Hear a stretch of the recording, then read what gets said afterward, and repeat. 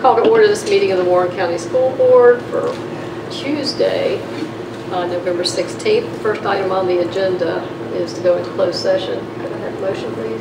Accept or modify the agenda. Accept or modify. Oh, okay. It is to accept or modify the agenda. Madam Chair, I move that we accept the agenda as presented. I'll second. All those in favor, aye? Aye. Motion carries. We now need to go into closed session. Is there a motion? Madam Chairman, this motion is made that this open public meeting of the Warren County School Board become a closed meeting pursuant to Virginia Code Section 2.2-3711. The school board desires to discuss the following matters in a closed meeting. Section 2.2-3711A1, discussion, consideration, or interviews of prospective candidates for employment, assignment, appointment, promotion, performance, demotion, salaries, disciplining, or resigning of employees of the school board, specifically an employee personnel matter, and Section 2.2-3711A2, discussion or consideration of admission or disciplinary matters or any other matters that would involve the disclosure of information contained in the scholastic record concerning any student in Warren County Public Schools, specifically two student matters. Is there a second? I'll second it. Mr. Valentine, please call roll. Mr. Wells? Aye. Dr. Pence? Aye. Madam Chair? Aye. Mr. Rinaldi? Aye. Mrs. Salins? Aye. Motion carries. We are in closed session. That's the first one of those. Thank you. Is there a motion to come out of closed session? Madam Chairman, according to the votes recorded by the clerk, the school board of Warren County does hereby certify that to the best of each member's knowledge, one, only public business matters lawfully exempted from open meeting requirements under the Virginia Freedom of Information Act were discussed in the closed meeting to which this certification applies, and two, only such public business matters as were identified in the motion by which the closed meeting was convened were heard, discussed, or considered by the school board. Second. Mr. Valentine, please call roll. Mrs. Salins? Aye. Mr. Rinaldi? Aye. Madam Chair? Aye. Dr. Pence? Aye. Mr. Wells? Aye. We are out of closed session. Mr. Goodwin, is there an addendum to the personnel report? Madam Chair, I do not have one for tonight. Mr. Kirsch, would you like to make any comments? Thank you, Madam Chair. I just wanted to take this opportunity to, to let the board know. I'm sure they already know that a real pioneer supporting people with disabilities in the county has passed away. John Feehan passed away last week, and a celebration of life will be held tomorrow at 2 o'clock at the Elks. John was a great man, and I don't want to get emotional, but he'll be there.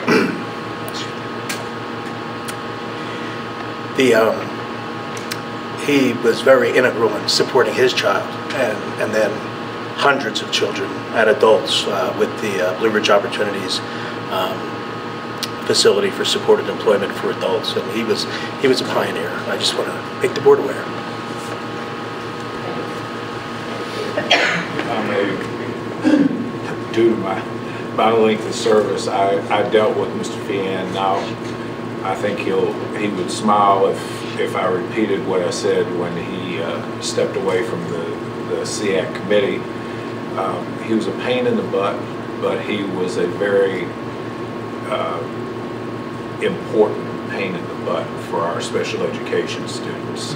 His work with the Challenger Baseball League, I think he was the germ for our transition program that we now have with Lord Fairfax. And there was, although he had health challenges of his own, all the times I knew Mr. Feehan, he was as strong an advocate for special education as anyone could hope to have, and his service was well documented, and well appreciated. Thank you. Thank you for sharing that with us in the community. Consent agenda. Is there a motion for the consent agenda?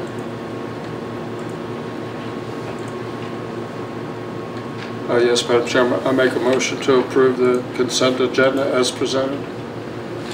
Is there? All those in favor, aye? Aye. Motion carries. Thank you. Action agenda. Virginia State Motor Fuel Program. Mr. Mitchell. Good evening. I think this will be hopefully pretty painless for you. For years, we've been using the Virginia State Motor Fuel Program. We'd like to continue to do so. This year was awarded again to Mansfield Oil Company October 1st. We switched to them, I think I'm going to say about 9 years ago or so. I like the fact they're on a state contract. They're very transparent with their billing. We have incredible flexibility with our service with regards to our cards. So if we have a bus that's going out of county, we don't have to worry about it making sure that it's fueled up specifically here and can make it back. They're just a good partner for us. And we'd like to keep doing that. I know you share maintenance of vehicles with the county. Yes. Does the county utilize something similar, or are they able to utilize our program? We were able to talk them into going to doing that. It took them a couple years to do it, but they've been on it for a while now. And it's one of those, the more municipalities and organizations with it on the state contract that use it, the stronger our buying power, so the better our pricing, and our pricing is very good, very good. And we don't get impacted as much with big swings in prices. We have it. Now, what you will see, the byproduct of that is initially this used to be out like a 2-year contract. Like you'll notice this one's 6 months. So, and we did get a 9-cent increase on fuel, but if you think about what our tax rate or fuel rates have been over the past year, 9 cents is not too terrible. Mr. Mitchell, do we pay, this was brought up a few meetings ago about the fuel road tax. Do we pay road tax on school buses? Yeah. Okay.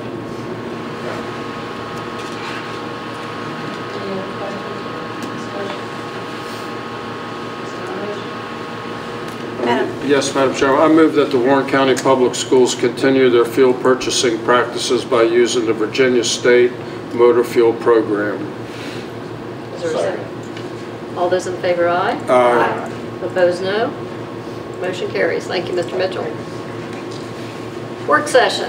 Presentation by Blue Ridge Technical Center electricity teacher and student. Mr. Fox. Good evening, and thank you. As I invite Mr. McKinney up here, I'm going to have him invite his second-year student with him. And I'd also like to publicly thank Target, because this young man has missed an hour of work. But we are his pass tonight. So he was here at the board meeting. So, Mr. McKinney. Thank you. Come on, Ben. All right. Good evening, folks. Good evening. Dr. Ballinger, board. My name's Darren McKinney. I've been the electrical teacher now going on 3 years. I know Ralph personally, or I've met him a few times over the years, right, Ralph? That's right. I have spent 25 plus years in the construction industry, probably a lifetime to be honest. This is Ben LeBlanc. He's my year 2 student. I did do a slight slide presentation. Now, Mr. Grant, will this presentation go up on their computers? Will they be able to see that better? Is there any way to kill that? What they'll come around. We'll get the lights, it'll be much better. Thanks, sir.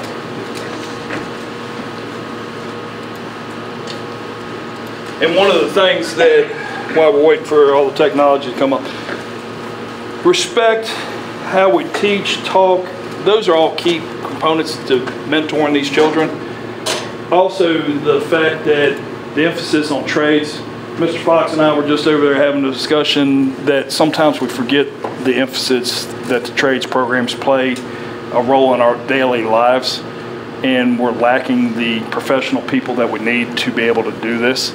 So, you know, we're going to highlight some of that stuff. Wrong way. There you go. So I teach a national curriculum. It's actually the same curriculum I've taught at Lord Fairfax. It's NCCR curriculum. We're still working out some of the bugs to get it the certification program going for the kids. So we're using Skills USA this year. In this program, we introduce the kids to basic hand tools, and at that point, I teach 2 books in 1 year, or 1 semester to the children. I teach a core book, so it teaches them how to talk, how to walk, how to do all these things. It also teaches them basic tool knowledge, safety. It's the starting of the building blocks for the children. So this is an introductory course which covers the basic safety, tools, code, construction drawings, and electrical theory. Students cover 2 nationally accredited textbooks during the first semester. These are some of the things we cover.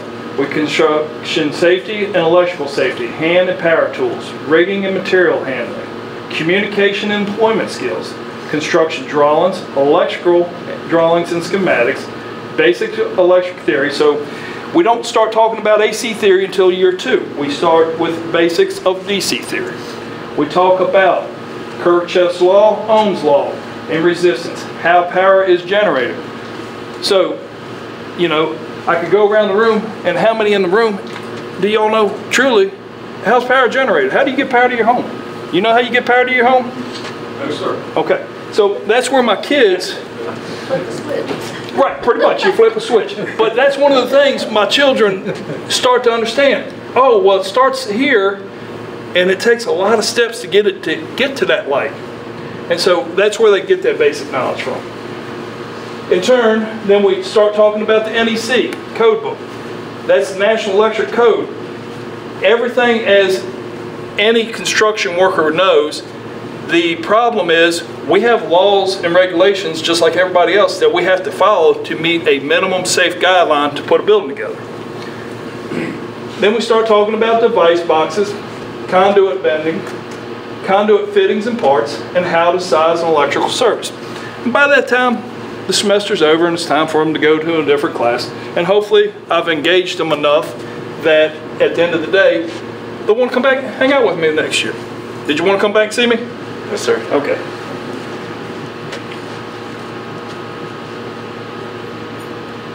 Am I hitting the wrong button?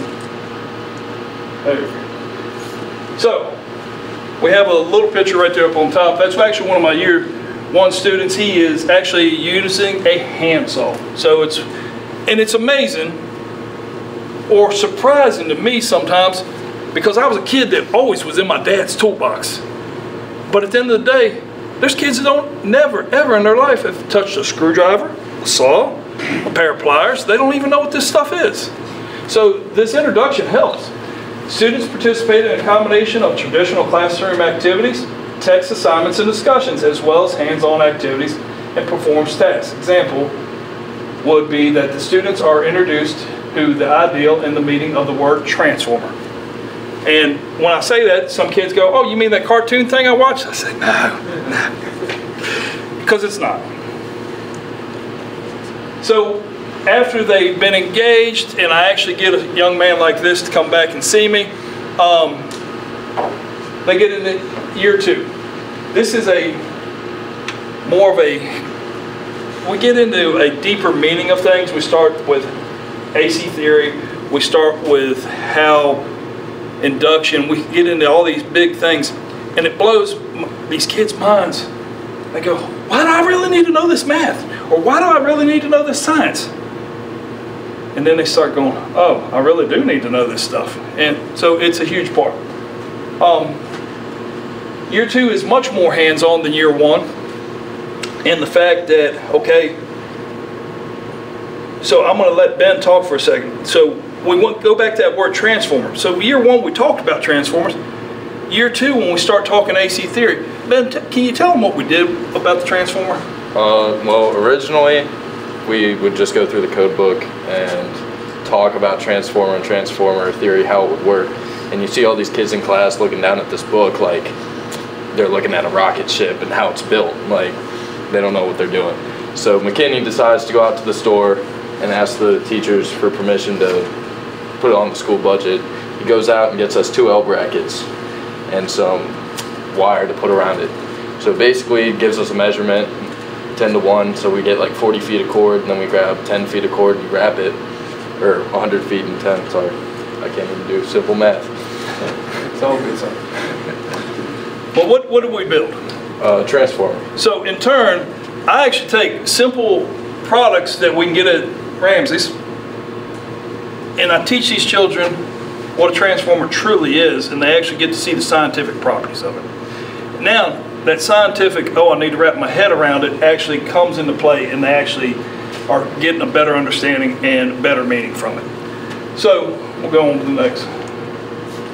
The next thing we do at the beginning of the semester with my year 2s, it goes back to, and I explain to them, they get so tired of hearing it. Safety, safety, safety. And I tell them, it doesn't matter if they're your age, my age, Mr. Fox's age, right? It doesn't matter.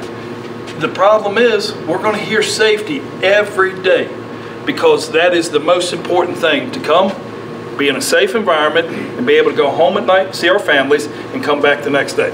So the children actually go through a program. They earn their OSHA 10 card. Ralph, you know how good that is in the field? Pretty good. Pretty good, ain't it? So that gives them a basics when they start out in the real world, that you know, you got an OSHA 10 card? Wow, you meet a certain safety guideline, don't they? That's right. Yeah. So it's huge, ain't it, buddy? That's right. So the kids actually get an OSHA 10 card. That's one of their achieving goals. And you can see the picture there is they're actually sitting in the computer lab, working on a computer program, going through all the slides. He'll tell you it's miserable, ain't it? But they achieve it. Here's kids. So we actually in the classroom, and by the way, board, anytime any of y'all want to come see me, my door's always open. Please come see me. I love to have company. Right, Dr. Ballinger? That is correct, yes, sir. But, so, in this picture here, they're actually building capacitors. So me and this nice gentleman, I'm sorry I slipped your name, but we actually, I came up with last year during COVID, and capacitor is a device that stores energy to help something get started or to buffer power when it's needed. Well, it's a round disc, and these kids just couldn't get it. And I found this wonderful physics lab. You take aluminum foil and sheets of regular paper, and they stack paper. Well, the paper acts as an insulator. And the more sheets of paper, the less electrical property you get. But it teaches them that this round disc that you have in your air conditioner, every single computer you got sitting here has capacitors on every single computer board that helps run that computer, okay? In turn, they learn what this is by using aluminum foil and paper. Was that helpful to you? To go from a disc to that? Yeah, you understand a little bit better. These training boards have probably been around since the 70s, but that's where they first learned to wire light switches, outlets, multiple places to turn on, so 3- and 4-way switches. They learn all that on those before we go spend big money and actually wire cubicles and then go and hopefully wire the modular home or building where you do. This is a child, he's got a heat box. We're actually heating up plastic conduit in that application, where that's a form of learning to bend conduit. And so in turn, what happens is there's multiple ways to bend conduit, and the type of material all depends. So these kids actually get their first introduction to this when we get into these things. Now my year 2, the ag department needed some trainers, because your ag department teaches one module of electricity. Those trainers right there on the left-hand side are about $180. Miss Baker came to me, she said, "Hey, do you think you can do this?" I said, "Absolutely." For $14 in my students' time, they built all the trainers for these kids. So the ag department got a bonus and not had to spend $180 per trainer. We spent $14 per trainer. This past, about 2 weeks ago, when it really got cold, the first cold snap, there was a problem at your brand new greenhouse over at Skyline. Did you know that? No. It has no heat in it. And how it got through with no heat So the flowers didn't like that first frost we had. So we went and put an outlet in, and I knew somebody had a heater. We donated, got it donated for now. And we're working through that program. And hopefully my kids are going to get the chance to go actually put heaters in the building. But we put a temporary 240 volt outlet in. The kids got to learn about the panel. They got to learn about the load sizing. They got to learn all these practical knowledge that they're actually getting. Year 3, so the way to get started is to quit talking and begin doing. So year 3, we actually, in year 3, students are experiencing a combination of classroom time and expanding the experiences from year 2 in the field experience, in many cases as interns for local companies. Now, back to, I've been in business 25 years and I'm still in business even though I'm devoted to teach our children. Ben is actually my intern as well as my student. Ben's been with me since school year. Nice thing is Ben gets school credit. He gets 1 credit for the semester for being my intern. He gets to work with me every Saturday. He makes money, but he gets real life experience. So as you can see, you've got a help wanted sign up there. At the bottom, we got you're hired. And so, you know, those are the type of things. At this point, that's the end of my slide presentation. Thank y'all for your time. In turn, does anybody have any questions for me or Ben as a student? I do. Yes, ma'am. Okay, they finish electricity 1, 2, and 3, and then they graduate from high school. Where do they go then? Okay, once we get all the kinks worked out, it's actually the same program that Lord Fairfax teaches. So I actually have students, and we do track where our students go and know whether they go in the industry. 2 things I'm real concerned about when I teach a student. I'm not concerned that they go in the electrical field. I want to make them a good member of society and give them a good work ethic. So if they can actually be employable when they leave my classroom, if they don't want to go to college, that's huge to me. So we track that. But I do have at least 8 students since I've been in the program here in Warren County I know work in the electrical industry. Some of them do go to the union, which the union has their own training program. Some go to Lord Fairfax and finish out their credentials. So I had a student that was here my first year, went to work for RCD, who just finished the local hospital. And he finished out the last couple of years. He had 2 more years to finish under the same program at Lord Fairfax, and that's where he went. So they can leave high school, go to Lord Fairfax, and what? Finish out, yep, and get them. Would that get them to a master electrician? No, ma'am. That's not how the state's licensures work, okay? The way the state licensure works is you have to have X amount of hours, which I think is 240 vocational hours, which this does count towards those vocational hours. And then you have to have 8,000 hours in the field to take a journeyman's exam. Wow. Okay? Once you can achieve getting your journeyman's exam, then, or journeyman's license, then at that point, you can sit and take a master's, but you have to hold your journeyman's for 1 year. A lot to it. It's not as easy as people think. And the fact that I have 3 master's licenses in my pocket takes a lot of credentials and a lot of time. That's great. A lot of education. Thank you for what Does anybody have any questions for Ben? How are you mentoring these guys so that when they do get in the workforce and they see an adult, not that you're a young adult, but when they see an older adult taking a little shortcut, improper practice, how do you mentor them on that?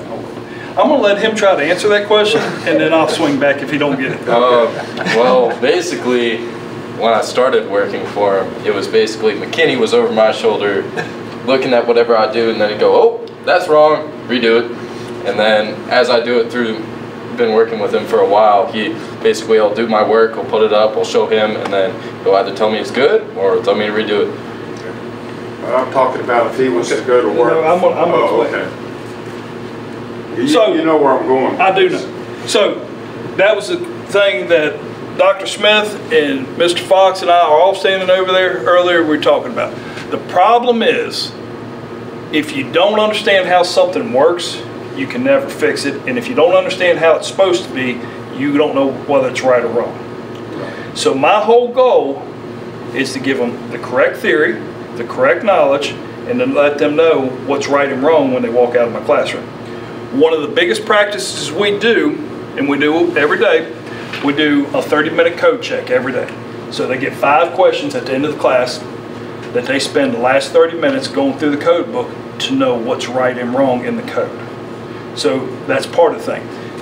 As far as applications, now there are right and wrong ways to do it, but that was a lesson I had a hard time learning when I was a young man. The old saying that there's 6 ways to Sunday, and that's where you have to be able to mentor and do it properly. Just because it's not your way and it's not my way don't mean it's right or wrong.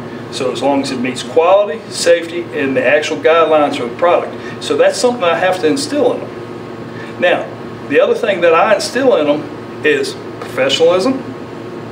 And example, I'm gonna beat up on Dr. Ballinger here. Dr. Ballinger and I had a discussion a couple weeks ago about ball caps. I don't believe in ball caps in my building. I don't believe them in my classroom, and I do believe in a certain means and dress, okay? That's professionalism. Certain level of how you speak to people, respect, but it's also professionalism. These kids today, one of the things that really drives me insane is they have a problem with profanity, and it's a struggle with our environment.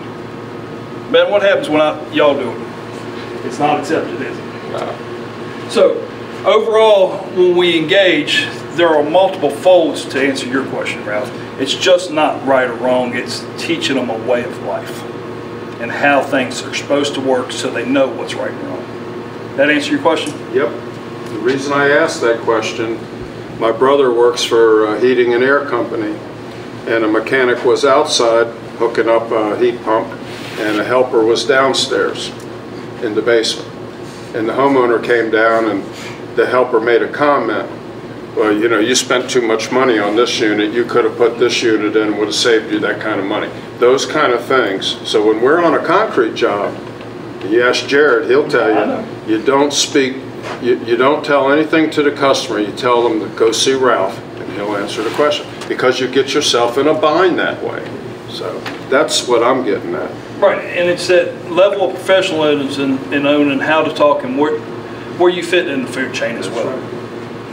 Any other questions? I've got one. Sure. You mentioned internships. Do you need internships for We will, and we have just got a brand new, nice workforce lady. Heidi, what's Heidi's last name? Roots. And at that point, she is working with people to get it. We do want to be able to place year 3s.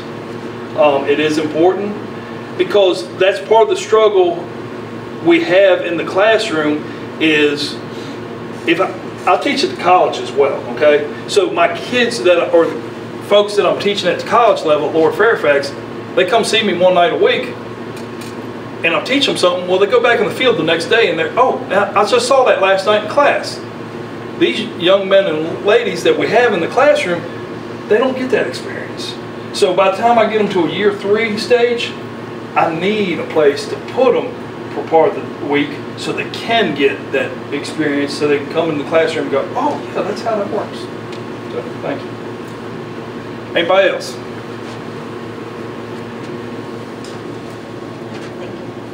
Anybody over in the audience over here have a question? Thank you, Mr. McKinney. Thank you. Thank y'all for your time. And thank you for leaving work to be with us. Thank you.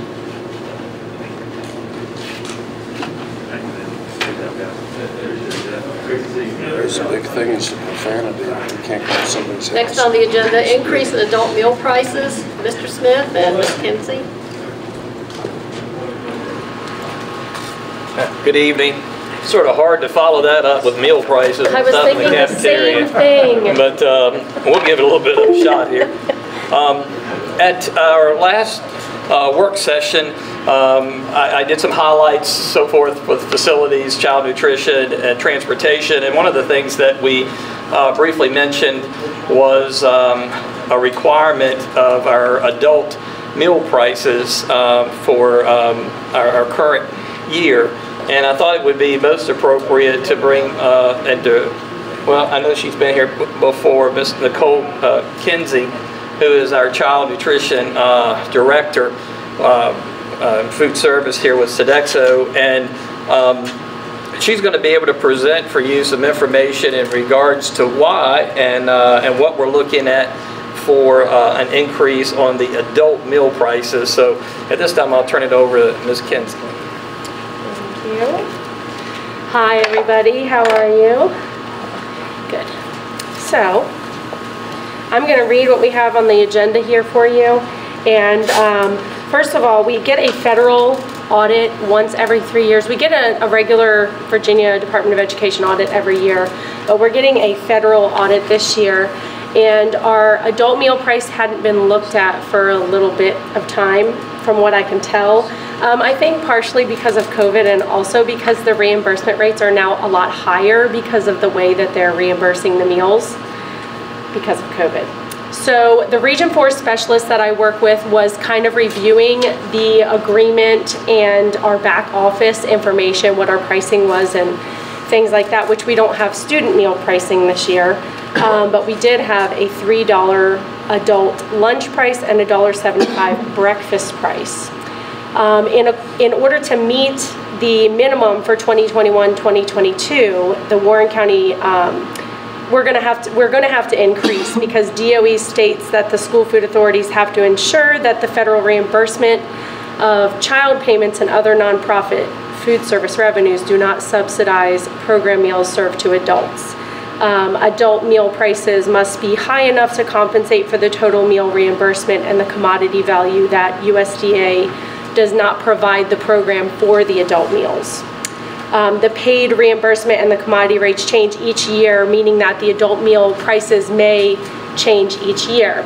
And since we really weren't feeding adults for the past 1.5 school years, this wasn't something that she had really taken a look at. And since I was new the first year, we really hadn't taken a look at it yet. So the calculation is the actual free reimbursement rate for lunch plus a performance-based reimbursement, which is a 7 cents per meal reimbursement. That's based on certifying our menus and nutritional that they meet the USDA requirements. And if you don't meet those requirements, you wouldn't get that extra 7 cents. But all of our menus are certified by Department of Education. Plus the USDA foods value, that's basically a per meal. If we use USDA donated foods, that's an average per meal rate. And then we also get a 2 cent severe need reimbursement, which is because the meals served, of the meals served in Warren County, over 60% of those served are free and reduced meals. And that data came from 2019-2020, and they're working on how they're going to go forward with that since everyone's free now. So that calculation comes out to, it's wrong on this paper. Buck and I just recalculated. It's 3.845 for that calculation, which would make the adult meal price minimally $3.85, which we're right now charging $3. So that's the reasoning behind the increase. And then also the breakfast is much more simple. The free reimbursement rate for each breakfast meal is $2.26, and the state just has you round up to the nearest 5 cent mark. So that's why that would be $2.30 for adult breakfast. And I think that's it. Any questions? So, but just because we were out of compliance with our pricing, that's why we're revisiting this. So, and then Buck and I have talked about, we will make sure that the employees all get informed, all the adults in the county, and start this at the beginning of 2022 when we return from the holiday break. Okay. All right. Thank you. Have a good night. Thank you. Mr. Smith, Facilities, Child Nutrition, and Transportation Report. Thank you. I have just a brief report. Mr. Mitchell had mentioned earlier in regards to the fuel for his action item, and Ms. Kinsey just the update with the prices of adult meals and why that is what it is. A couple things with facilities that are currently going on. We have, as I mentioned in our last meeting, reached contracts with Grimm & Parker for the renovation designs. And we've already had a kickoff meeting there with Grimm & Parker. And they are currently working on the conceptual designs. The design schedule calls for the design to be completed by mid-March of 2022, with the invitation for bids going out early May 2022. Have those awarded July of 2022 and have the completion scheduled for July 2024. So that would meet our requirements with our grants funding. Also, currently, our maintenance department, they are going through our school safety audits. The state requires that we do a safety audit of our facilities every 3 years and keep those on file. We do a safety audit every year. It's required by the Virginia Department of Education in conjunction with the Department of Criminal Justice Services, and that to make sure that our school buildings are safe. And the inspections focus on areas such as like physical security of school buildings. We look at our crisis management planning, and other areas include our medical, emergency medical response, our fire safety, and our visitor safety management, and those type of things. The principals, as well as other members of the school staff, along with Mr. Levacy, our director, and Mr. Helmick, our supervisor for maintenance, Mr. Jerry Henry with some of our systems, our alarm systems, and those type of things. They do an assessment of each building, and we are looking at completing all of the assessments by mid-December. So it's already underway. It takes a considerable amount of time to do the pre-meetings, as well as doing the inspections, as well as doing follow-up post-meetings. So that's underway. In the child nutrition services, our one main thing was what Mrs. Kinsey just spoke on. But I always like to throw some numbers out there, and I always find it just amazing to think about. But from August, beginning of school, till the end of October, her department had served over 248,000 meals. And I just think that's just tremendous. And that's a breakdown between lunch and breakfast. She has a full staff. She has 47 members of her child nutrition services staff, and we're very happy to say that those positions are all filled. In transportation, one thing that transportation staff will be decorating a school bus for the holiday parades. And I start with that first because I know that's something fun, exciting for people to see, but it's also fun and exciting for people to do. You know, sometimes in all the stuff that we do, we kind of forget to some degree that we all have like an inner child of things that we like to do. We like to do picnics together. We like to do cookouts together. We like to do things together. So they're going to do decorating a school bus for the parade, so I'm excited about that. They're also working with special services on looking at purchasing of a wheelchair accessible van. Our route coordinators are constantly working on our routes to make adjustments and to, as we move throughout the year, and as people move in, as students move in and those type of things, those routes are always being looked at to be able to see what is the most effective and the efficient ways to do that. Soon we will be most likely implementing a weather policy. It's the same policy that we use when school is out and those type of things. I guess my point there is that at some point moving forward, we'll see some snow or some ice or those type of things, and that we'll start implementing and that.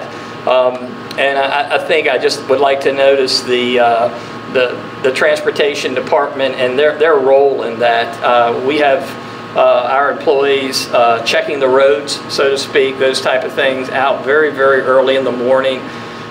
They're cutting when trees fall over and limbs come out on the road. We have crews out there that will be assisting our local county agencies and those type of things of trying to get limbs and those things out of the road so we can get the buses through. I think it's amazing sometimes we all know of things, or perhaps we're the ones who participate in this, where we sort of kind of set things up for other people so that their day is very smooth. Our transportation department starts that early in the morning of making sure our roads are safe for our drivers and our students to be out on. Our maintenance people are here making sure that that the facilities themselves are kept up, and that there's heat on there's heat on during the cold times and those type of things, along with our food service people who are already up long before the students get there to make sure that the breakfast and so forth is there for the students. And I think that's definitely worth noticing, because it's really nice to see a day run smooth when you know so many other things had to occur prior to anyone getting there in order for that to happen. Any questions that you may have for me?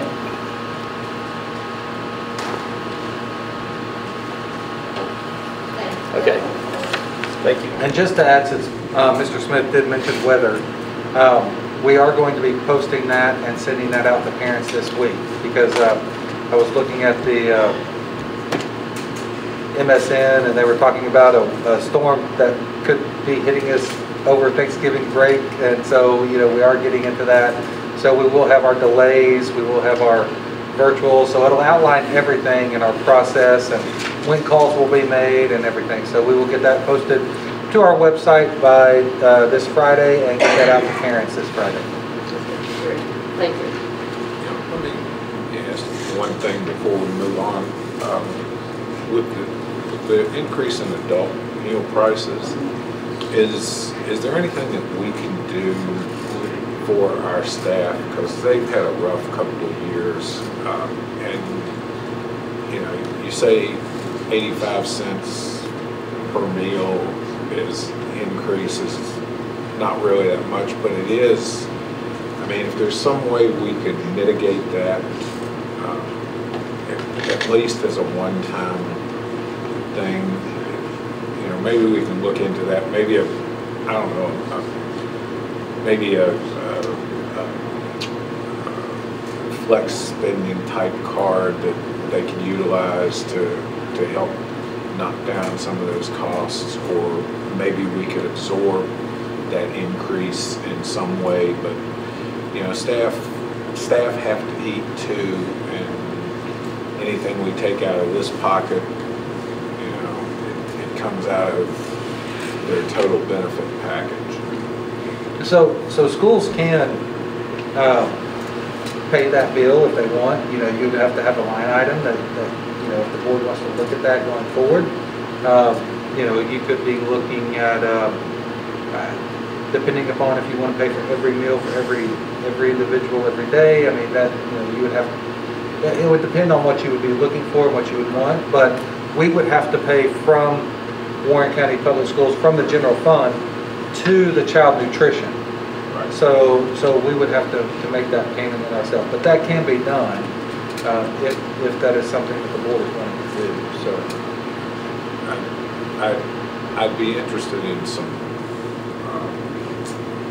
potential options that we could do to help our staff out, because that's one more thing that's going to hit them besides the gas pump and things like that. We can't do that, but because this occurred during the school year, maybe there's something we could do to help mitigate that to some extent.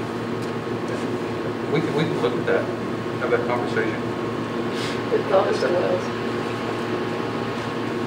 Mr. Hirsch, Vista Positions. Madam Chair, Mr. Superintendent. Well, we talked about VISTA, which is a program through the Department of Health a couple meetings ago. And what VISTA does is allows the school division to hire some employees to support mitigation strategies and COVID response. Through the Department of Health, we would hire these employees to help support that. I just wanted to, and you guys have the literature that was in the packet. But what VISTA also does is basically three things. It does hire staff. It does offer a home testing component where, and our goal of course is to get students back in school. So if a student were quarantined, we could offer them voluntarily to take a home COVID test to see if they are negative, and they could come back to school earlier. And then the third component is pool testing with a population of our choice. It could be staff, it could be students, it could be staff and students. We would cater that program to our needs, and they would have a third-party vendor. The vendor that's matched up to this geographic area is called CIAN, C-I-A-N, and they would conduct the testing. So there's a lot of options before us for you to discuss and decide. But I think, at least from this point, is we're hoping to get permission to at least advertise. We don't know that we'll be able to hire staff in this climate, but we're hoping to advertise to get an RN to lead this response with 2 support personnel. This funding is good for a year. It ends at the end of the school year. So I don't know how that works out with time, but that's the first prong of the conversation. So we wanted to have this conversation with you to see what you're feeling and point us in a direction in which way to go.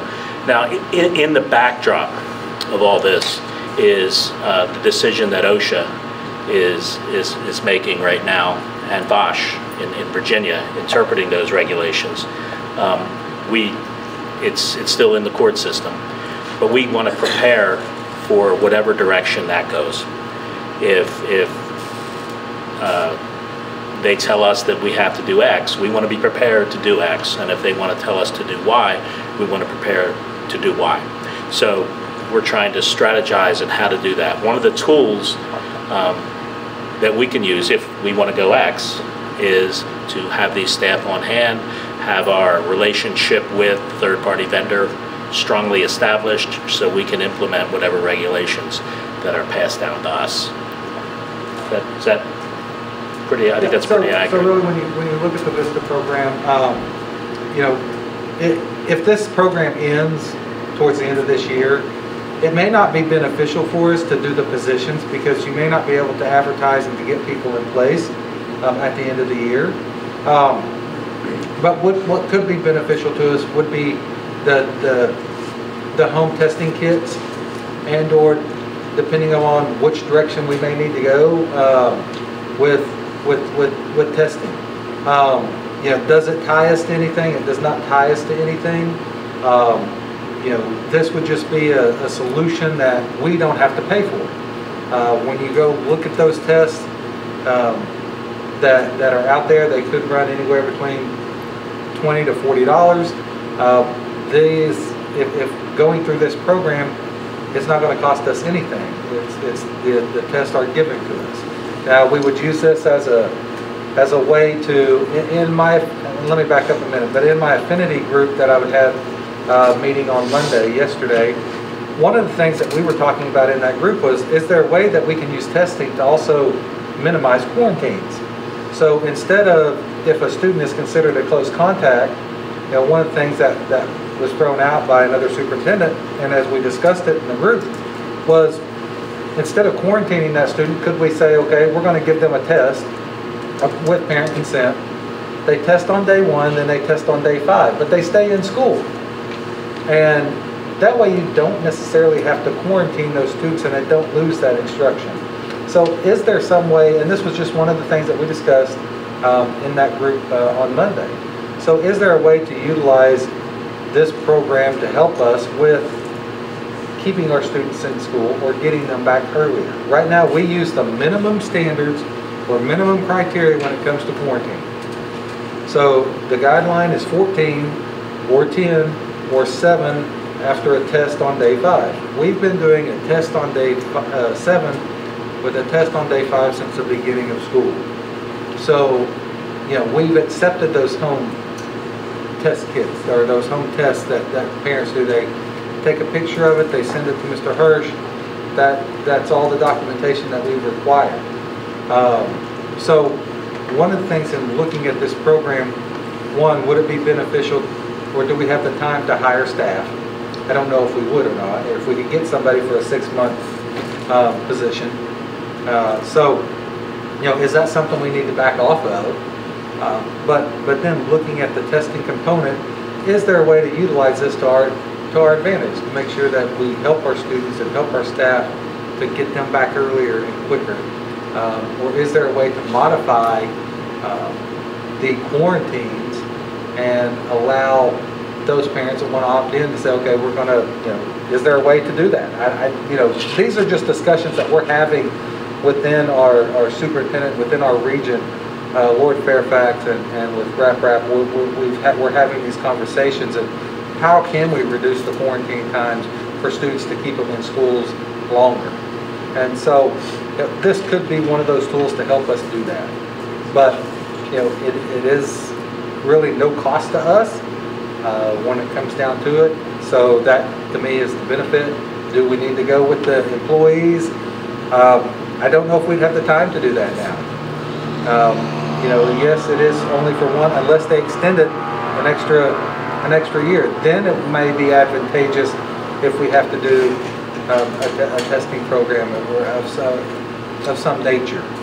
So looking at this and seeing, you know, what are the benefits to us in Warren County and what are the benefits to our students and our staff? How can we utilize this program to get our people back or our kids back quicker or keep them in place without having to go anywhere? So those are some of the things that we've discussed and looked at with the possibilities of the VISTA program. And no school division, we are at the same level as every other school division around. Nobody has hired staff, nobody has started testing, which tells me a lot of those resources will still be in place the following year.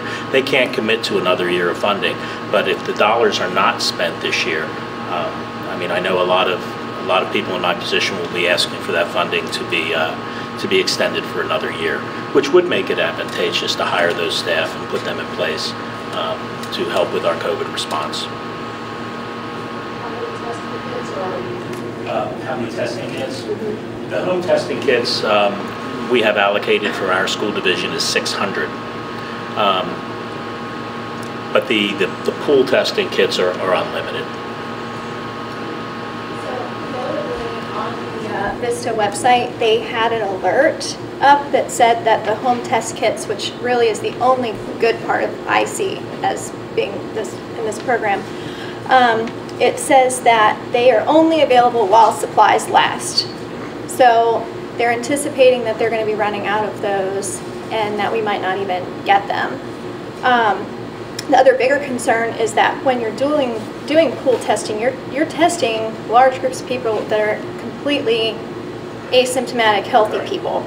And so while this won't cost the county any money, it still costs us money in our state tax dollars. And so asymptomatic testing has been highly controversial this entire time. If one person in the pool doesn't retest in the 24 hours, the entire pool is deemed COVID positive. And then we've got the quarantine measures put in place for the entire, we're contact tracing every single person in this pool. So really it's going to result in more quarantines and in more lost learning time. Unless they use the same specimen. So they can use the same specimen from the first test. So for instance, if your pool is 5 people and they test 5 people and one of those 5 people turn positive, they can use the same specimen that is already in the lab. They don't have to get another specimen. Online it said they have 24 hours to retest. They said they could, but even in my meeting yesterday with the Virginia Department of Health, they did mention that they would not be coming out to do additional testing, that they would use the same specimen. I think there's some conflicting information out there. That's what I was told as well. So the 24 hours doesn't mean that the person has to come back in. They can take it from the same sample. And really what they told me yesterday is that there would not be a retest. They would just use the same specimen that they... The same specimen. But their website, as of right now, says specifically that they must, every person who is pool tested must come back in for a new test. And that if even one person didn't show up within that 24 hours, then everybody's counted as a positive. And I will admit that when they first came out, they were talking about multiple tests, but I know from my meeting yesterday when we were talking about this, that they said that they would not be retesting, that they would use the same sample. So that was what was reported in my meeting yesterday. That, you know, and this is a grant from the CDC. And yes, you are correct that those home test kits are limited. So depending upon how many are in or how many they have, you know, but again, if it's 600, that's 600 we don't have to purchase when it comes down to looking at getting our students or our staff members back. I mean, I'm just looking at how can we maximize our opportunity for something that is available right now. I mean, we're only looking at 600 test kits at most that we would be getting. But we're now looking at hiring an additional 2 nurses and additional staff and this, that, and the other, and layering on however much it costs to run all these tests on these asymptomatic people. I would think the more logical thing to do would be to go to the county supervisors and say, hey, can we get some money to buy 600 at-home tests that we can give out to our students for free? And then we can avoid paying salaries and for additional testing.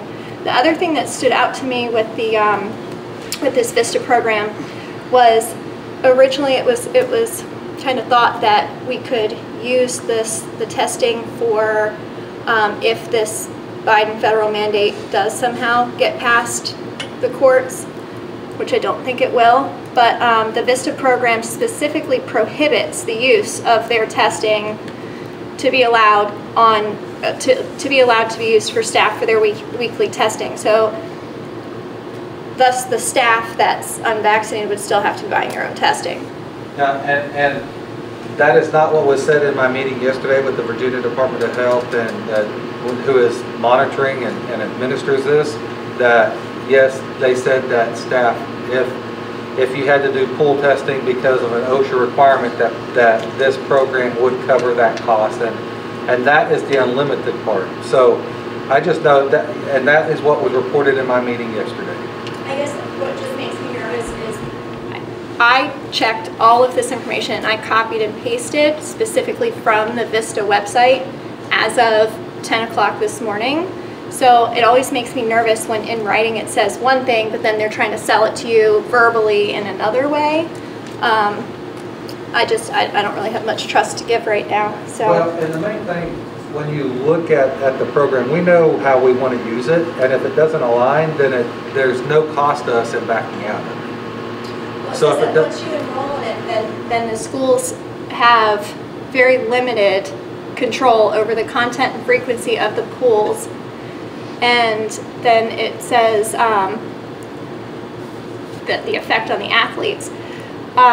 If our schools opt into this, we could end up faced with the issue of our athletes being forced to participate in this. And so specifically, they have to opt into it. Right. But what they will be told is, if you want to participate in that football game, you're going to either opt into this program as part of being a part of the team, or you're not allowed to participate in the football game. That's set by us. So that would be a decision that this board would have to say, we're going to test our athletes. So that's not something that VISTA could tell us to do. You know, that may be, if that was something that VHSL all of a sudden came out and said every to participate in state, you have to, everybody be tested. Then that would be something that this board would have to require our students to be done. Vista can't do that.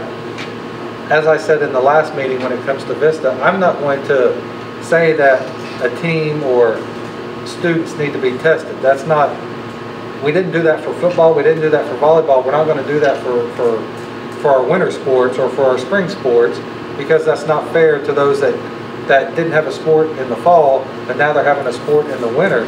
So that's a board decision when it comes to deciding to test teams and student athletes. That's not a Vista or an individual coach. But again, even with that, if the board did say, okay, we're going to test all of our teams, the parents still have to sign for those students to be able. So there still is that parent consent to be part of that pool. It's not that everybody's automatically in that pool. It's they have to consent to be in that pool. If they don't consent to be in that pool, and there's never any consent form sent in from a student perspective, then there is no student pool to be tested. If, however, the ETS plays out through the court system, if it falls in the direction of, yes, this standard holds, you have to test or be vaccinated, then those could be put into that pool as the test. Now that's what they told me in my meeting yesterday that I had, and that's what I've been told from the beginning, from the state level, in each of the meetings that we've had from the Virginia Department of Health and the Virginia Department of Education. And I don't dispute that they are telling you that, but I am saying that I personally am on their site, and I'm a reader, and that the things that they are telling you are in direct conflict with very specific verbiage on several different things now. And we are not the only county. I know I'm not the only person that is pushing back against this. I mean, this is a big deal in Loudoun County right now. And I mean, there are parents talking about how it discriminates against the unvaccinated because the focus of these pool tests are going to be on only unvaccinated people. And it takes no factor of natural immunity into that. It takes no factor of the fact that the vaccine, while it can reduce symptoms, does not reduce contracting it. So it just doesn't even make logical sense. I think from what I'm seeing, from what I've read and what I'm hearing, there's still a lot that's conflicting, confusing, and quite frankly, I think as of January 15th, this is going to be tossed out the door anyway. So. And you know, I'm not going to say that their website does say one thing. I just know what I've been in my meetings and in the conversations that I've had, again, at the state level from the Department of Education, and then with the actually at the during a superintendent's meeting, the health director was there talking about how this testing pool could be, or this testing program can be used for staff members. And so, yeah. It doesn't count for, it can be used on staff members, but they're very specific on their website where it says, VISTA program specifically prohibits the use of these pool tests to be counted towards the OSHA testing. So in theory, these staff members could be tested for VISTA and then tested for OSHA every single week. I mean, that's just burdensome. Well, I mean, one, you know, if that is the case, then we're not going to test our, you know, I would never recommend to have anybody be tested twice. I mean, that, you know, it would be, you either go with one direction or the other direction.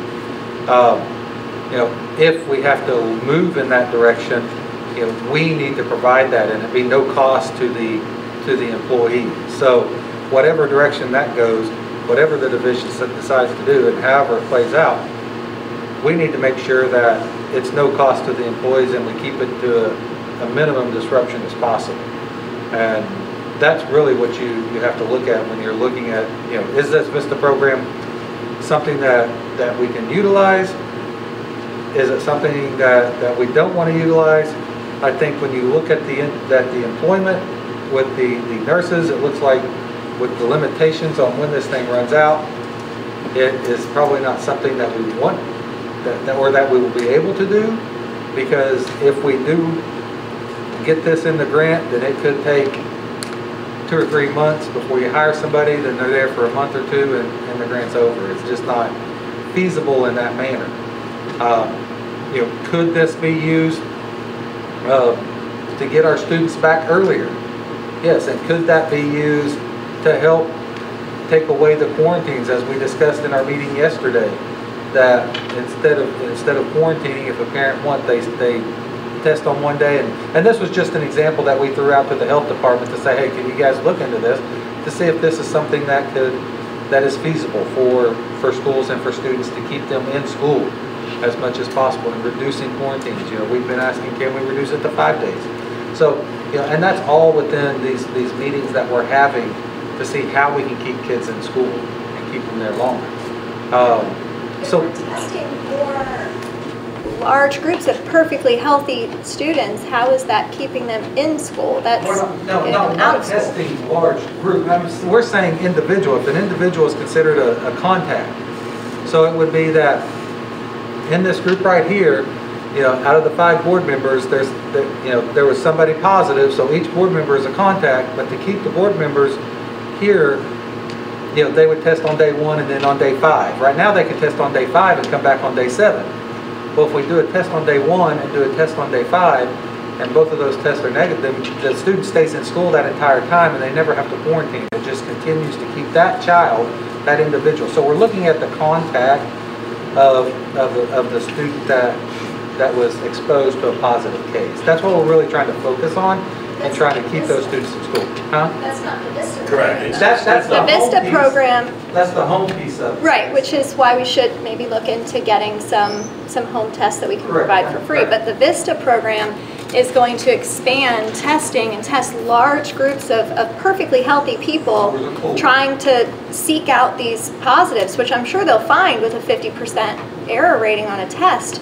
So that's just going to end up with more quarantines, because then when that person's positive, now you've got to go contact trace every person they've been around. So it's just this perpetual cycle when we're just testing and literally looking for problems. I mean, I'm sure it works out really well for these 4 labs that are the vendors for these tests, but I mean, it's not working out for the taxpayers or for the students. And again, when it comes to the pool testing, that is only for those that sign up to be in the pool. You don't have everybody automatically thrown in the pool. It's not like if we were to do a drug testing program in the county for students where everybody at the high school level was thrown into a pool. This you have to opt into. So it is a different piece to where it's not saying that everybody is automatically in the pool. It's only those people that sign up to be in that pool. So that's the biggest difference. So how big is our pool? If we don't have anybody sign up for it, we don't have a pool. If we have 10 people sign up for it, then our pool is 10 people. I wouldn't know what parents would sign up for and what parents would not sign up for. So that would be the question. How many parents would sign up to opt their children into being into the pool? So you don't know that, and we don't know that question yet, so we can't answer that question. Could we have all 5,000 parents sign them up? I think that's less likely to happen, but could we have some parents sign them up? Yeah, there could probably be some sign up, and those would be the only ones in that pool, not all of our students. And the county sets the pools, like they decide what groups of students are being tested? So no, there's some parameter to it? So we would just send it out to the parents, and the parents would return the form. Right, after they've opted in though. If they opt in, and then once you have that number, then that goes to the testing company, and then that testing company would do the random test every week on that pool only, not on everybody in the county. or in the school system. It's only on that pool of those people that opted into it.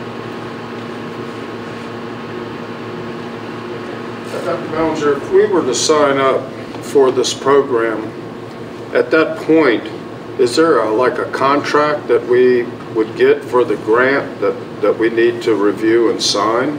There's not a contract. There's a memorandum of understanding that would be developed between Warren County and Vista.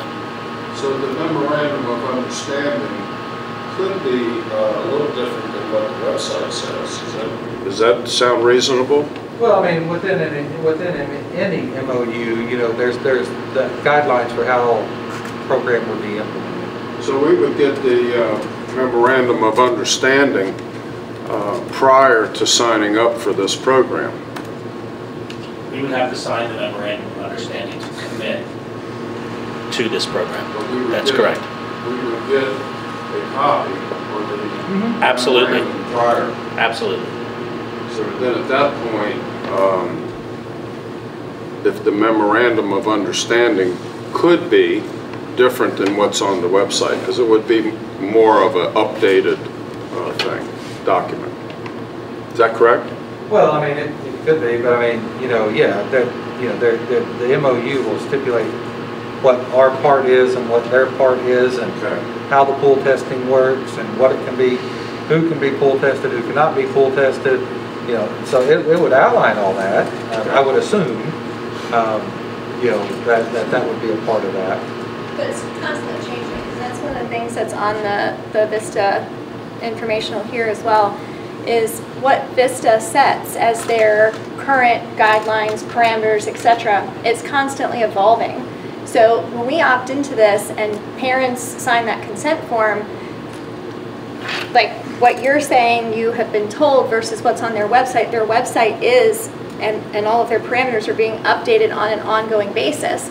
So while we think we've opted in to one thing, as we've seen with mandates and mitigation requirements all along, they are constantly changing. So if we sign up for this thinking, oh, it's definitely going to be this way, no, it's evolving. It is going to continue to evolve. So we that's can't where you have a clause to get out of the MOU. So if there's, that's where you have a clause to get out. If we're expecting one thing and then it turns out that there's something else, then there's a clause that, you know, that's not how the MOU was set up. And if they try to say, okay, well now you need to test everybody, well no, that was not in the MOU. That is not how we perceive that. So you know, there's always a clause to be able to get out of an MOU when it comes to how things are done or if things are changed. we have that in writing, that there's always a clause. Like, can we get that in writing from this stuff? There's going to be a clause to get out of it. I've always seen a clause in an MOU on how to get out of, you know. Well, I'm reflecting on the fact that we were told all summer long, no masks, and then the last minute, after virtual sign-up was closed, the rules changed. So, opting into these state programs, federal programs that hadn't worked out for us real well this last year. We could definitely talk with Vista prior to the MOU being developed and make sure that that clause is in there. Or we just scrap it. Or that. We're not taking any action on this tonight. No. So, Right. just We discussion. just wanted to talk about it. Yeah. And some of those conflicts, I agree. I've read the website as well, and when I was speaking with the Vista representative, there were some conflicts in what they were saying and what was on the website. And I think they are very fluid, just like COVID itself. And I think they're responding in a way that's makes me a little uneasy too. Well, the proof of the pudding would be the MOU. Yeah.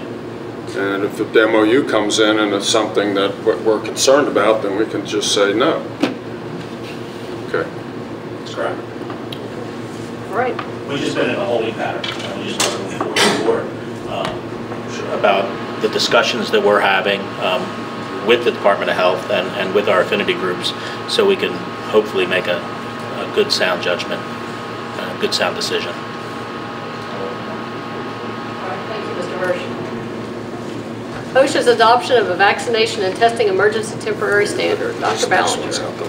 Thank you, Madam Chair. So we know this is hung up right now in the courts, and the last thing I read is that they're going to kind of do a ping pong pool of who's going to hear this thing, and what circuit court is going to hear it, or if the appeals court is going to hear this. And so the thing for us as a division, no matter which way this thing goes, we need to be prepared for if it goes one way or if it goes another. So really what I'm going to do is have Mr. Hirsch and Mr. Goodwin work on a plan in case this is upheld, that we have a plan in place so that we can enact. It can, and that way it's there. Really what we need to do as a division is just kind of sit and wait, let this thing play out. But we need to be prepared just in case. Not knowing which direction or where this may be heard and how long this may take. It may take as it works through the rest of the year. We don't know. But the thing is, we have to be prepared and to do our due diligence and making sure that whatever way this goes, the division is ready to move in a positive direction, in whichever way it goes. So by working on that plan, that we know there's certain components that we want to have to make sure that we have there, and that is the documentation piece. Make sure we have language in there that talks about days that we have to make sure that employees have opportunities to either go get tested, or if they want to get the vaccine, or we have to make sure that language is in that plan. We also have to make sure that in moving forward with if the thing moves to where OSHA is upheld, when is Vosh going to push that through? I know they're scheduled to have a meeting, I believe in December, the 3rd of December. So we don't want to be last in line when it comes to this. We don't want to be first, but we want to be prepared, and so that we can easily and maneuver in whatever direction we need to move in as it comes. But really what we need to do is kind of wait, see what happens in the courts, see what Vosh is going to tell us, and just kind of prepare for whatever may happen. Discussions? What kind of staff time is it going to take to prepare for the two different scenarios? Really, one scenario is if the stay is upheld, then we just continue moving with the direction that we're in right now. There's really nothing that we have to do. And really looking at it, talking to Shane and Mike, I mean, it could take them a few hours to what were we discussing earlier today? Maybe as far as a timeline. There's some model policies and practices. I've also met with the county, I've also met with the county HR director as well, so that we can try to work together to cooperate. It could take us a few hours as a couple, or it could take us a number of days, but we owe it to our employees to be able to understand what could happen. So we're trying to make sure we put together a plan that's in compliance with the order. That's what the White House has asked all employers to do. And also we're waiting for the Virginia department to make sure they come out with a ruling, but we can't be left in a place where it's too late to implement, because there are fines that you would incur if you are. So after a ruling is made, isn't there a time that they give you, or there should be a time? It's not an immediate... January the 4th is the deadline for you to be in compliance. Be in compliance, okay. That's currently the deadline. But if it goes to court... It is in court in a number of states, but the states are required to have a plan that's either equal to or more stringent than the federal plan. We have our own department here in Virginia, which is why they have a plan already. But that has been put on a stay, as you all know, so we're waiting. But it's one of those things where we don't want to get caught at the end and not ready, because that's going to cost us money, and that's not right for us to do to our employees or the taxpayers. You're welcome. anything else? So I just want to say, did anybody, I have copies if anybody would like these, but I mean, some of the stuff that went on in this lawsuit, this is from the federal courts. They specifically say grave statutory and constitutional issues with this mandate, and then they go on. And I think this is just so important that we really understand that the court is not wavering on this at all. They have said it grossly exceeds OSHA's statutory authority. They say things like, the mandate is a one-size-fits-all sledgehammer that makes hardly any attempt to account for differences in workplaces. They say it does not fit the emergency temporary standards. It's an unusual response. It has exceptional circumstances. It is not just a danger of exposure, grave danger, place of airborne virus beyond purview. OSHA's attempt to shoehorn an airborne virus that is both widely present in society and thus not particular to any workplace and non-life-threatening to a vast majority of employees. Says things like, this kind of overbreadth plagues the mandate generally. The mandate itself concedes that the effects of COVID-19 may range from mild to critical, thus not fitting the definition. And then it brings up in this lawsuit ways that OSHA and the federal government has contradicted itself, and it says that such shortcomings are all hallmarks of unlawful agency actions. The mandate is staggeringly overboard. The mandate fails almost completely to address or even respond to much of this reality in common sense. The mandate's true purpose is not to enhance workplace safety, but instead to ramp up vaccine uptake by any means necessary. The mandate likely exceeds federal government's authority under the Commerce Clause. The mandate raises serious constitutional concerns. Concerns over separation of powers principles cast doubt over the mandate's assertion of virtually unlimited power to control individual conduct under the guise of a workplace regulation.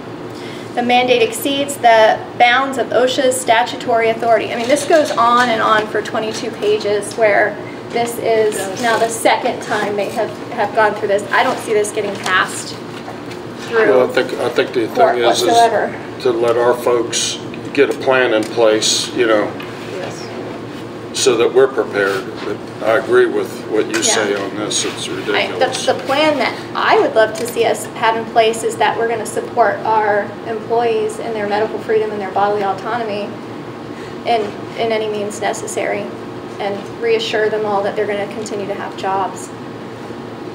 I don't know if there's another question. I didn't know if there was another question or not.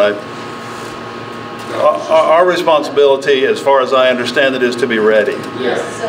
So I'm thinking that you all are directing me to be ready. I realize there's different opinions about that, but we'll continue to have our plan.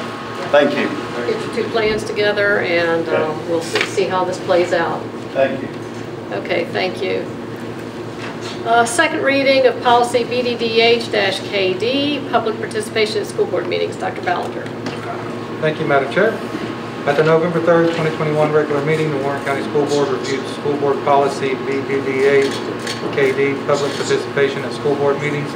For first reading, modifications requested by the school board were to insert the phrase "with the approval of the majority of the board" to the two places where the chair has the discretion to limit public participation.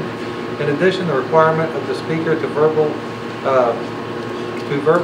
verbally state their address be removed and insert a speaker state whether they are a county resident, parent of a Warren County Public School student, and/or an employee of the school division. Requested modifications are attached for the second reading for your review, and those modifications are redlined on the document. Thank you. This is our second reading, and we won't be acting on it until our next meeting. Yes, ma'am. So one of the things that was brought up at the last meeting, at the first reading, was about the voting at work sessions and not having a public comment section when there is voting. So I looked into this more, and I think, because by definition, a work session itself doesn't have voting, but if you look at how our agenda is split up, I think where the confusion's coming in is that this section 5 is considered the work session, whereas section 4 would be considered, which is the action agenda, which would then fall under the regular board meeting. So if we're going to include an action agenda with votes, I think we have to, or should, at the very least, include public participation, public comment, because looking at the website and then our policies, it says any member of the community may address the board on matters related to Warren County Public Schools at any regular meeting. But then, when you look at the definition on the schedules as to what this particular meeting here in this location is considered, it's considered a regular meeting / work session to be held at 5 p.m. blah, blah, blah. So I don't think it's fair that we can consider this strictly a work session if we are in fact also including a regular meeting in with our work session. Didn't we discuss trying not to have any action agenda items on the work session agenda unless it was absolutely necessary?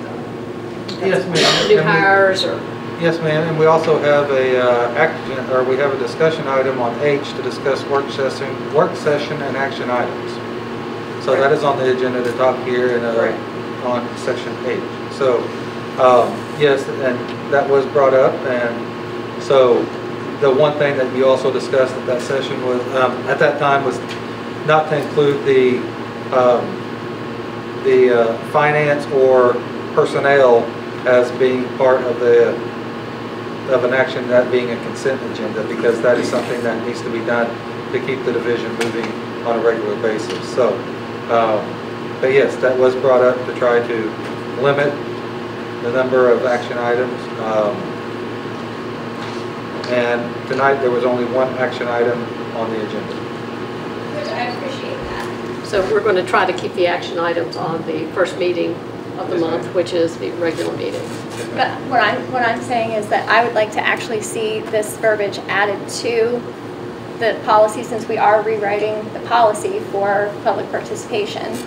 So try to, and that's just not good enough. There's sometimes certain circumstances where you have to have an action item because you can't wait another 2 weeks. Right, so what I'm suggesting is that in the policy section, item F that we're discussing right now, I'd like to see added to that policy that when we have, as soon as we add an action agenda item, this would then fall into the quote-unquote regular meetings / work session definition.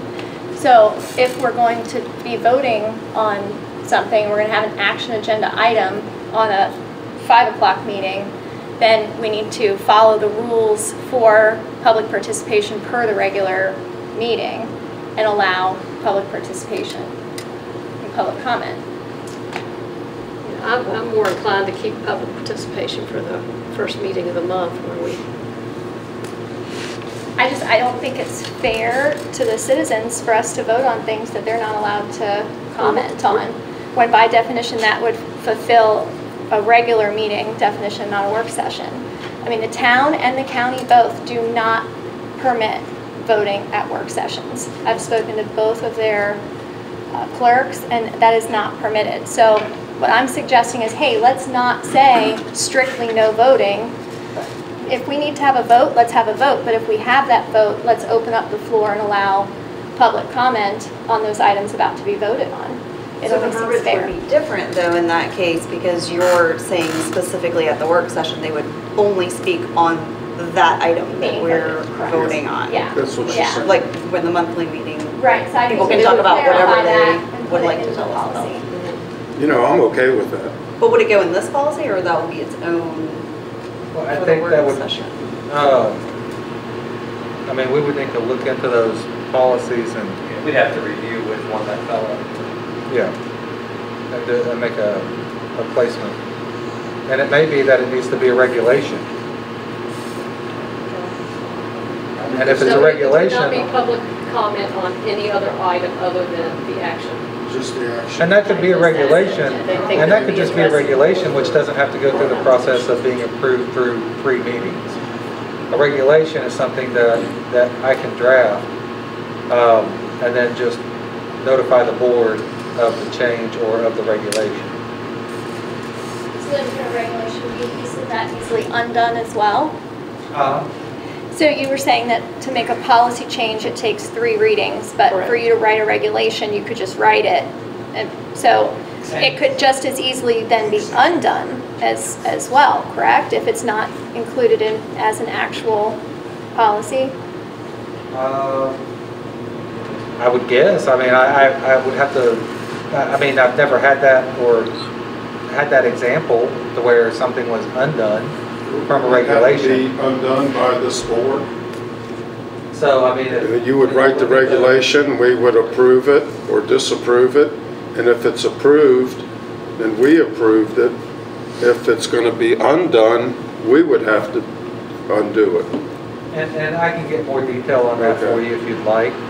But, you know, typically when a regulation is done, it's done to help with procedures. And so those procedures typically don't change. And so that regulation is to address procedures on how things are done moving forward. So yeah, I can get more verbiage on regulations, on being done or undone. But typically when you see a regulation written, that is to help in making sure that something runs a little bit smoother. And then typically, if a regulation needs to be adopted, the board directs the superintendent to update the regulation or make a modification to the regulation. And I think I feel more comfortable with it being added into the policy then, because we have to be protecting our citizens' rights to participate in votes that are taking place. Well, the regulation is in the policy manual, so it would be... But we're rewriting public participation policy right now, so it would only make sense to put it in with public participation at school board meetings. Since we're doing it now and we're reading it 3 times and voting it in, it would make sense to do that, because if we wait for you to get more information about that and bring it to us at the next meeting is going to be the 3rd and final reading of this. It will then be too late to add it into the official policy for public participation at school board meetings.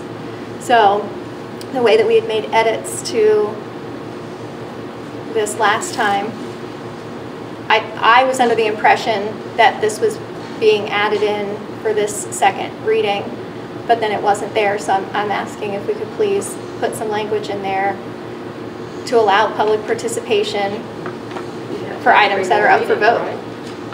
Would we have to have an additional 2 more readings if we change it at this point? No, you wouldn't have to. But you could if you would like. I mean, it is up to you. We present 3 readings, and then we ask for a final vote, but it's up to the board whether you approve it at that time or not. I mean, you can ask for additional 2 more readings. You can have us present a policy for 6 months if you want before you make a vote on it. It's up to the board. You don't have to approve it at the next reading. You can add an extra reading in there if you'd like.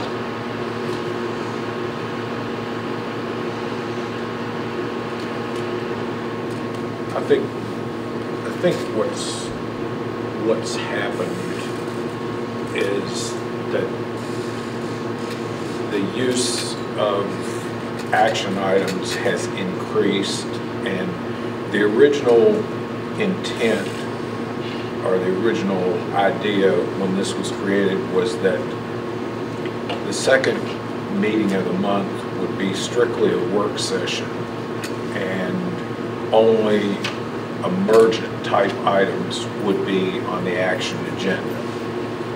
Some of that was because we didn't really have enough action items to fulfill a 2nd meeting, so it was utilized for work sessions, particularly for budget and that type of thing.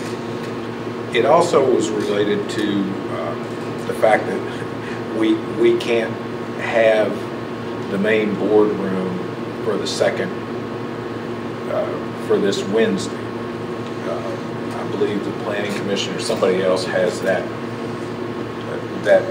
time. And so we met in the smaller conference room attached to the school board office.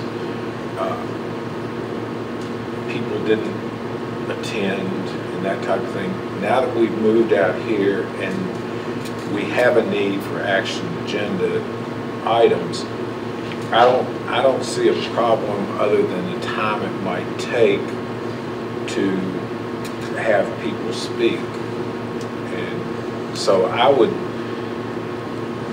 open it up as public participation, not just on the one action agenda item. I think it would be public participation. My suggestion or my motion would be that there be public participation at both regularly scheduled school board meetings. And we may even need to temper that because we're going to have more than one meeting for budget during the year. You may have 3 meetings in a month, but at any regularly scheduled meeting, I would open it up for participation. And if 12 people want to speak at this point, then let 12 people speak. We're here to listen to the public, and we're here to listen to what they have to say. And the public appears to want to be more engaged with the school board, and I support that. So that would be my suggestion, is not to limit it to the action agenda items. Let folks speak at both, and if it's nothing but a work session, they still have the opportunity to speak. Madam Chair, that's what the current policy says. So that we don't need to change anything. It says any member of the community may address the board on matters related to the Warren County Public Schools at any regular meeting, and I would argue this is a regular meeting because at the beginning of the year you schedule your regular meetings, and the only other type of meeting you would have would be a special meeting, and there's ways you have to go about calling a special meeting. We're set. So really, we just don't have it on our agenda, which is why we don't have it. So then this new policy that we're putting in place won't be removing that, correct? That's the exact same thing. He just read it from that. Okay. Okay. Thank All right. you. Real good. If that's your wishes, to have it that way. Well, that's what we already have, correct? Well, then we don't need to change anything. The only thing based on what you're saying is special meetings. Is there anything that says that we can, that a special meeting, do we have to specifically say there will be public participation or not public participation in a specially called, other than a regular meeting? Something like the I don't budget. think there's any state code requirement that says at a special meeting. I'm not sure there's one that says at a regular meeting, although I think it's good policy to allow for that input, but I don't think there's a requirement. There are certain public hearing requirements for adoption of budget, timelines like that, but I'm not sure there's anything that speaks specifically to requiring you to do it at any regular meeting. So no, I don't think at a special meeting you would have to, and there are certain things you can consider and for purposes of It should be, and maybe I guess should have been all along, a standard agenda item. if you were following policy, yes. So we'll just have that on the agenda for the work session. Okay. Second reading of Warren County Public Schools Comprehensive Long Range Plan 2021-2026. Dr. Ballinger. Thank you, Madam Chair. Again, this is the second reading of our 2021-2026 Comprehensive Long Range Plan, which was developed by teachers, administrators, school board members, and input from the community. vision statement, learning through inspiration, engagement, empowerment, and innovation, every student, every day. Mission statement, we will empower everyone to achieve excellence by sparking inspiration and learning through innovation.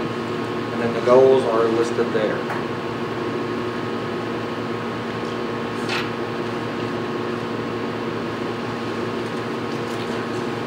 Any questions or comments? Okay.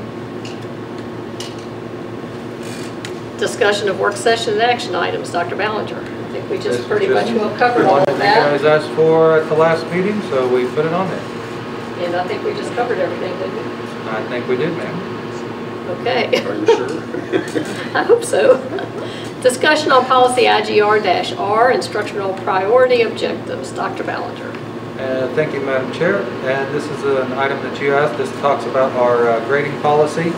And I do want to let you know that on November the 5th, at our principals meeting, I actually talked to principals and had a discussion and actually directed them to have a discussion with their staff over the months of November, December, and January.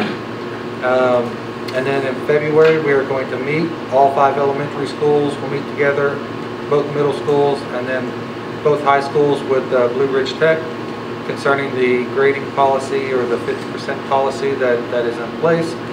And noticing that it could be very different at each level, whether it be elementary, middle, or high school. But I know that schools are supposed to be having those conversations with their staffs now so that we can work towards that in February. Thank you.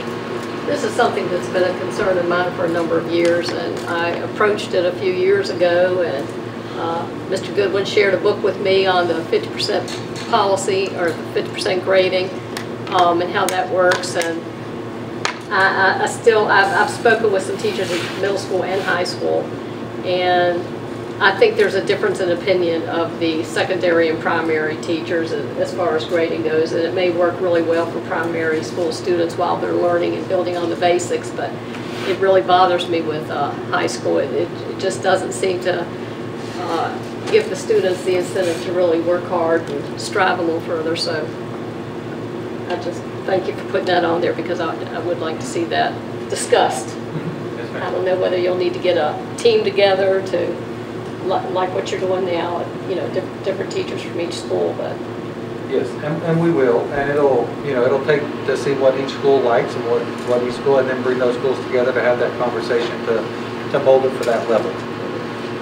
Okay, good. Thank you for doing that. Any questions, any discussion? No further business? Meeting adjourned. Good job.